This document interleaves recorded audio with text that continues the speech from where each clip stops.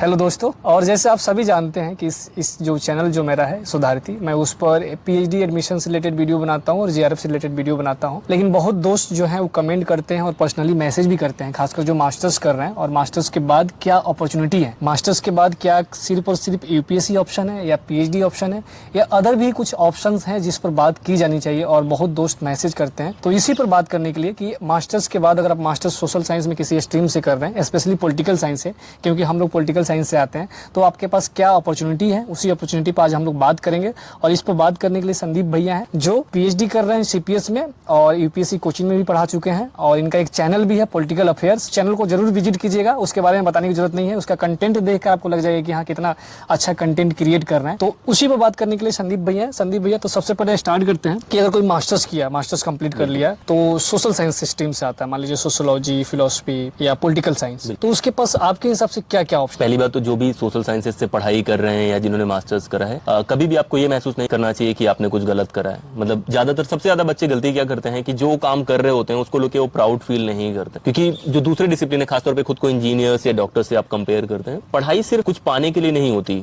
मतलब फिलोसफिकली भी आप क्या बन जाते हैं वो बहुत इंपॉर्टेंट होता है। मैं आपको एकदम रियल बताता हूँ, मेरे बहुत सारे दोस्त हैं जो मेरे से बहुत ज्यादा अर्न कर रहे हैं या अलग अलग हैं, लेकिन जब भी उनको सलाह चाहिए होती है वो मेरे पास फोन कर, आप उसके लिए पेमेंट नहीं आस्क कर सकते, लेकिन ये पर्सन कभी आपको लगे कि आप उतने इंपॉर्टेंट नहीं जितने वो हैं, तो इन चीजों को आप ध्यान रखना। अब हम बात करते हैं जॉब के बारे में। तो पॉलिटिकल साइंस बहुत बेहतरीन डिसिप्लिन है, मतलब सोशल साइंस के विद इन भी अलग अलग डिसिप्लिन है जिनकी अलग अलग वैल्यू है। जैसे आप इकोनॉमिक्स करते हैं तो जॉब मार्केट में थोड़ी ज्यादा वैल्यू है कि अगर आप मास्टर्स करते हैं पॉलिटिकल साइंस में, तो अगर आप बीए के बाद या ग्रेजुएशन के बाद मास्टर्स करते हैं तो कहीं ना कहीं आप एक स्टेप पीएचडी की तरफ बढ़ाना चाहते हैं, तो पीएचडी एक ऑप्शन है, क्योंकि पीएचडी मास्टर्स के बाद आपके लिए इजी रहेगा। दूसरा, यूपीएससी या कोई भी स्टेट एग्जाम अगर आप निकालना चाहते हैं, गवर्नमेंट जॉब है, एक स्टेबिलिटी है, सिक्योरिटी है, और किसी भी इंसान को जिसकी राइटिंग स्किल अच्छी है, मतलब मैं ये नहीं बोलूंगा कि हर इंसान को मास्टर्स करने के बाद यूपीएससी करना चाहिए, क्योंकि मैं उस फील्ड में रह चुका हूं, खुद भी मेंस लिखने के बाद मैं बोल सकता हूं कि राइटिंग स्किल अगर आपकी अच्छी, आपको याद करने की क्षमता है और एक ही काम बार बार करने की आपकी काबिलियत है, डिसिप्लिन में जो बोरिंग भी हो तब भी आप कर पाए, तब आपके लिए यूपीएससी और बाकी फील्ड ओपन है। कुछ क्रिएटिव करना चाहते हैं, ज्यादा से ज्यादा पढ़ने का शौक है, तो आप पीएचडी प्रीफर करें। उसमें भी अगर आप जेआरएफ कर लेते हैं तो जितना आपको बाहर जॉब में मिलना है 40-42 हजार, वो पैसे मिल जाते हैं आपको। तो पीएचडी हो गया, यूपीएससी हो गया। तीसरा जो एरिया है जो बहुत कम लोग को पता है, बहुत सारी कंसल्टिंग फर्म है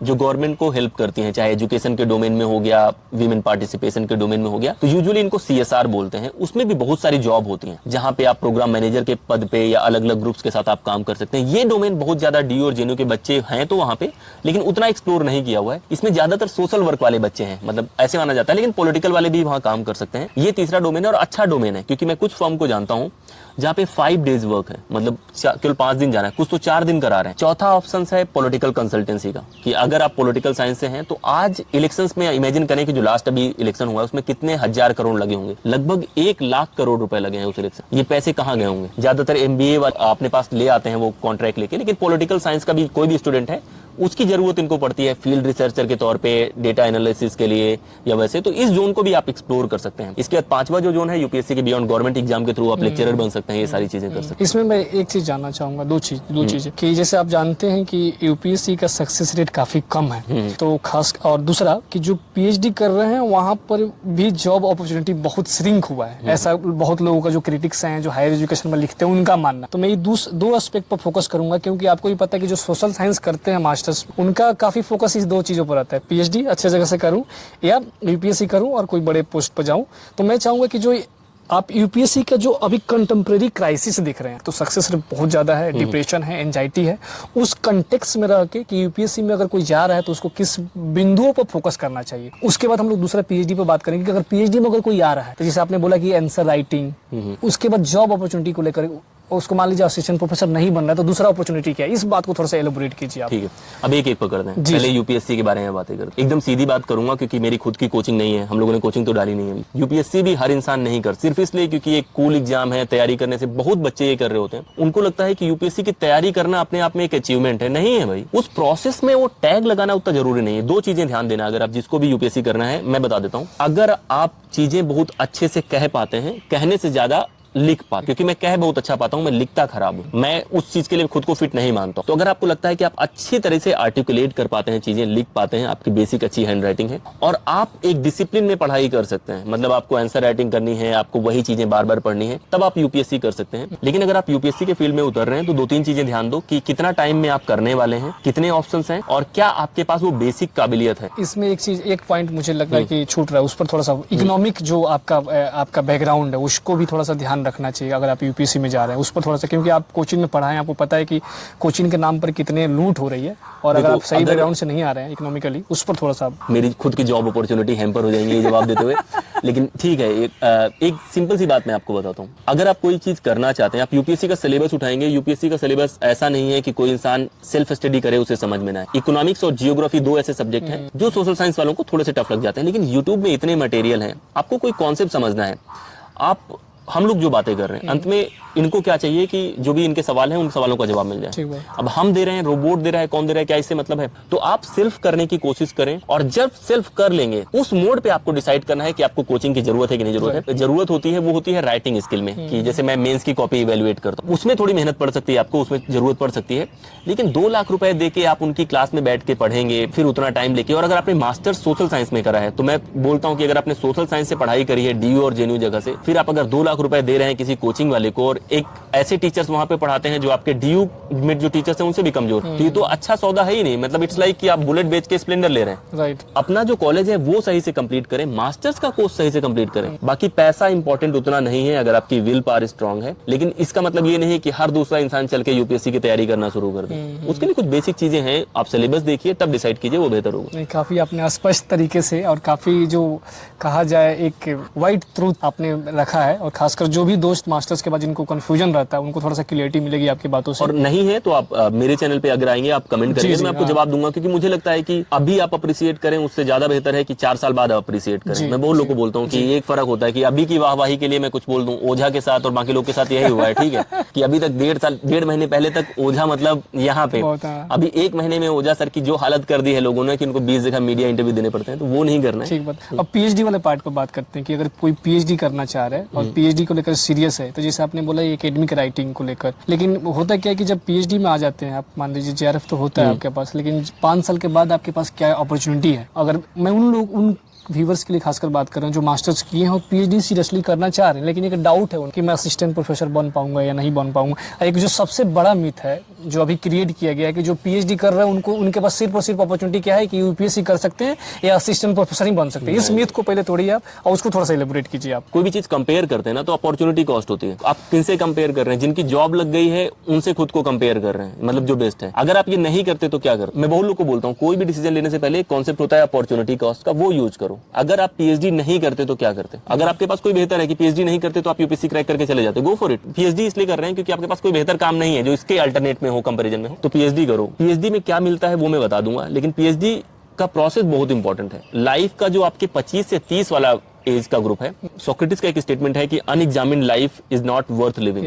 ठीक है, आपको पता कहां से चलता है कि आप लाइफ में करना क्या चाहते हैं? यही पीरियड है जहां पे आपको पता चलता है कि आप कहां पे बेहतर कर सकते हैं। अगर आपने पहले डिसाइड कर लिया, 22 की उम्र में आप आईएएस बन गए, 28 में जाके पता लग रहा है भाई ये तो काम मेरे लिए था ही नहीं, मेरा पैशन कुछ और था, इससे खतरनाक कुछ नहीं होगा, क्योंकि तब आपके पास इतना ज्यादा होगा आप छोड़ना नहीं चाहेंगे। वो माया होती है ना। तो इसलिए पीएचडी मैं बहुत लोग को बोलता हूँ कि ये एक जर्नी है जहां आप खुद को समझते हैं। पैसे वाले डोमेन में बात करूं कि अगर आप जेएनयू से पीएचडी करते हैं, कहीं से भी पीएचडी करते हैं, पॉलिटिकल कंसल्टेंसी के मैंने बताया हुआ है, एवरेज रेट अगर कोई भी अच्छा ठीक ठाक लिख लेता है 60-70 हजार रुपए आपको मिल जाते हैं वहाँ पे। UPSC coaching market booming market है, वहां भी आप अगर अच्छा पढ़ा सकते हैं, आपके पास पीएचडी है जेएनयू का, तो सीवी रिजेक्ट नहीं होते हैं। फिर प्राइवेट यूनिवर्सिटीज हैं जहाँ पे लोग पढ़ाते हैं, ये एक डोमेन हो सकता है। फिर जो न्यूज एजेंसीज हैं उनके रिसर्चर के तौर पर आप काम कर सकते हैं। रिसर्च एसोसिएट का है, बहुत सारे ऐसे ग्रुप हैं जो रिसर्च कराते हैं पॉलिटिक्स वाले डोमेन में। पॉलिटिकल साइंस वालों के लिए तो बहुत सारा है, एजुकेशन वालों के लिए भी बहुत है, लेकिन आप ये उम्मीद मत करना कि पीएचडी पॉलिटिकल साइंस और सोशल साइंस में करने के बाद आप किसी सॉफ्टवेयर इंजीनियर के बराबर कमाओगे।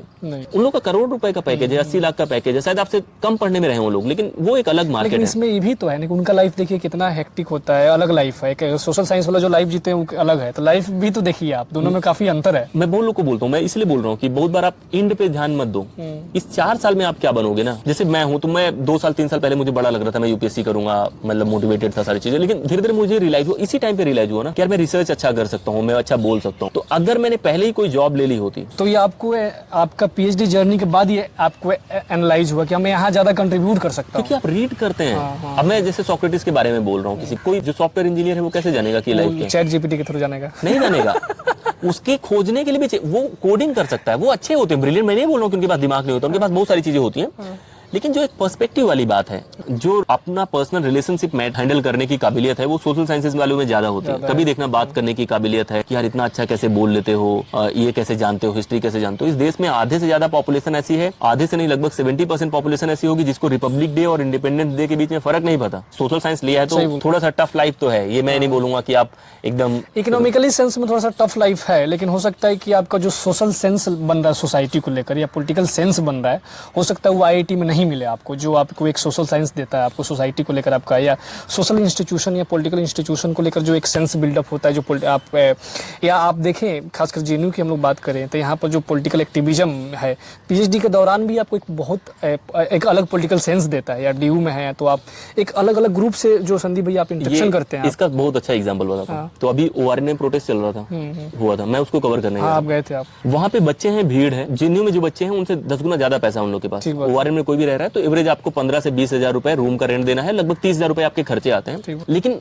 उस क्राउड को एक साथ लाना या सब ये फील करें कि हम इस मुद्दे के लिए फाइट कर रहे हैं, अपने व्यक्तिगत चीजों को प्रायोरिटी पे ना रखें, वो बहुत मुश्किल काम था। फर्क तो है, सिंपल है कि बगल में आईआईटी है, यहाँ जेएनयू है, कुछ नहीं करना, आप जाके विजिट करके आओ, लोगों से बात करके आओ, तो अंतर पता चल जाएगा। हाँ, मतलब वहाँ पे फी हाइक होता है क्या होता है, यहाँ पे फी हाइक होता है क्या होता है, उसमें फर्क है। तो यही है कि आपने अगर सोशल साइंस चूज करा है तो कुछ सोच के चूज करा होगा ना, तो वो प्रिविलेज की तरह देखना है, उसको नेगेटिव नहीं देखना है। पैसे थोड़े कम मिलेंगे लेकिन अब वो है, बात तो है भाई। और सिर्फ और दूसरा बात कि पैसे से नहीं देख सकते हो ना हर चीज। पैसा जरूरी है लेकिन उससे ही हर चीज आप नहीं देख सकते हैं। कि आप किसी से बात करने जाते हैं तो क्या करते हैं कि सामने वाले ने बोला कि चलो ठीक है आज हम लाइफ के ऊपर बात करते हैं, तो आप क्या करेंगे, 1000 का गड्डी निकाल के वहाँ पे रख देंगे, 10,000 रुपए की मेरी तरफ से ये बात करेंगे, नहीं होगा। इस वीडियो का पर्पस बस यही था कि जो मास्टर्स कर रहे हैं और मास्टर्स के बाद एक कंफ्यूजन होता है कि हाँ किसको चूज किया जाए, नहीं चूज किया जाए। और संदीप भैया ने अपने एक्सपीरियंस पर, जो अभी पीएचडी है, इनका पीएचडी सबमिशन होने वाले हैं और इन्होंने यूपीएससी कोचिंग भी पढ़ाया था, तो यूपीएससी के बारे में भी बहुत जो आप कहें सटल